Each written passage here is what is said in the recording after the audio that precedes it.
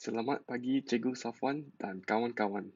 Kumpulan saya mempunyai jumlah 10 orang dan antara 10 orang, 6 orang telah menyumbang dalam penyelidikan untuk presentasi hari ini. Dan 4 orang ahli kami akan mempersembahkan presentasi hari ini iaitu saya, Jason Lim, dengan kawan saya, Chan Yaw, Mark Ng dengan Yik Jun.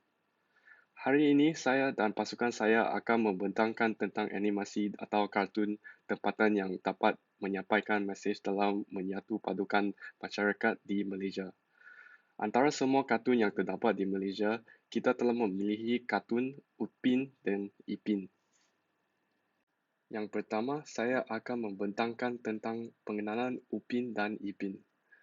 Upin dan Ipin ialah siri animasi 3D yang diterbitkan oleh Les Kopek Productions Sdn Berhad dan kini merupakan salah satu siri animasi yang paling popular di Malaysia antara kanak-kanak yang menerima ulasan yang sangat baik dan dengan purata pandangan sebanyak 800,000 penonton setiap episod.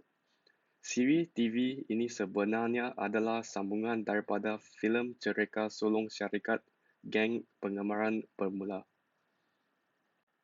Kemudian, ringkasan cerita Upin dan Ipin ialah siri ini mengisahkan sepasang kembar lelaki berusia 5 tahun, Upin dan Ipin, yang menceritakan kisah kehidupan seharian mereka melalui aksi yang menyeronokkan dan lucu dengan rakan-rakan mereka sambil juga mempelajari perkara baru semasa aktiviti seharian mereka. Okey, sekarang saya akan menyampaikan pembentangan ini kepada rakan sekumpulan saya, Chan Yaw. Bagaimana Upin Ipin dapat mengajar semangat perpaduan watak-watak daripada bangsa yang berbeza dan mereka. Selain itu, komunikasi dengan satu sama lain untuk memahami tentang bangsa-bangsa yang berbeza. Akhir sekali, tentang cuti kebudayaan atau tradisi bangsa lain seperti Hari Raya Aidilfitri, Tahun Baru Cina dan Deepavali supaya kita dapat mempelajari tentang budaya lain. Apakah kebudayaan dalam animasi? Tetapan Upin dan Ipin dapat memberi penonton memaham kepada kehidupan bangsa-bangsa lain. Selain daripada itu, menunjuk kepada penonton terhadap kehidupan satu komuniti yang mempunyai banyak bangsa dalam satu kampung. Akhir sekali, menunjuk bagaimana kita dapat berkomunikasi dengan bangsa yang lain tanpa menyinggung perasaan mereka. Pertama, peranan Upin Ipin dalam memupuk perpaduan kaum di Malaysia iaitu bahasa Melayu sebagai bahasa utama dalam komunikasi.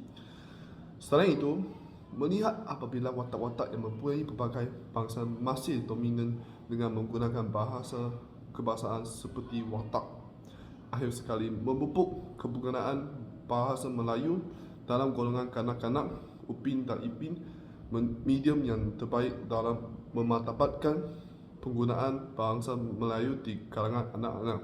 Sekian, terima kasih. Saya akan menyampaikan presentation untuk Mark. Terima kasih Chan Yaw. Bahasa Melayu sebagai bahasa utama dalam komunikasi. Melihat apabila watak-watak yang mempunyai pelbagai bangsa masih dominan dengan menggunakan bahasa kebangsaan seperti watak. Memupuk penggunaan bahasa Melayu dalam golongan kanak-kanak, Upin dan Ipin adalah medium yang terbaik dalam memartabatkan penggunaan bahasa Melayu di kalangan anak-anak. Memupuk sikap hormat, menghormati kepada orang tua, mementingkan sikap hormat, menghormati orang tua supaya menjadi teladan kepada anak-anak yang kecil. Dapat dilihat apabila watak-watak dalam filem ini, terutamanya watak Upin dan yang sentiasa menghormati Opa dan juga Tok Dalang.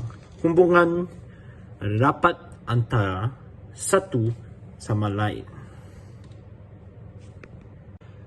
Sekarang saya akan menyampaikan pembentangan ini kepada rakan sekumpulan saya, Jun. Hai semua, nama saya Yik Jun. Saya akan membentangkan, mempromosikan nilai budaya Malaysia melalui animasi. Selain itu, watak-watak yang berbilang kaum juga merupakan peranan yang boleh diambil di dalam filem ini. Seperti yang kita ketahui, terdapat berbagai watak yang berbilang kaum di dalam filem animasi Upin dan Ipin ini. Pelbagaian yang wujud di dalam filem animasi Upin dan Ipin ini dapat memperlihatkan secara optimum tentang bagaimana nilai-nilai perpaduan dan persepakatan yang ada dan terjalin dalam watak-watak filem animasi ini. Ini secara lebih jelas dapat dilihat apabila Upin dan Ipin serta kawan-kawannya bermain bersama dan dalam pada masa yang sama mengenali berbagai budaya yang terdapat sesama mereka. Ini berperanan dalam menyerapkan nilai-nilai yang dibawa oleh filem animasi Upin dan Ipin kepada anak-anak kecil yang menonton supaya dapat dijadikan teladan dan ikutan oleh mereka. Animasi Upin dan Ipin telah berjaya mempromosikan budaya cerita rakyat Malaysia dan telah menggambarkan secara signifikan seni nilai Malaysia, termasuk nilai Islam, dengan menyediakan platform untuk hubungan harmoni antara masyarakat atau kumpulan atau latar belakang agama yang berbeza. Fokus kajian ini adalah untuk melihat penggunaan gaya visual ikonik budaya Malaysia seperti latar belakang, gaya hidup, archetype, watak dan naratif. Itu sahaja dari kita. Terima kasih mendengar pembentangan kami.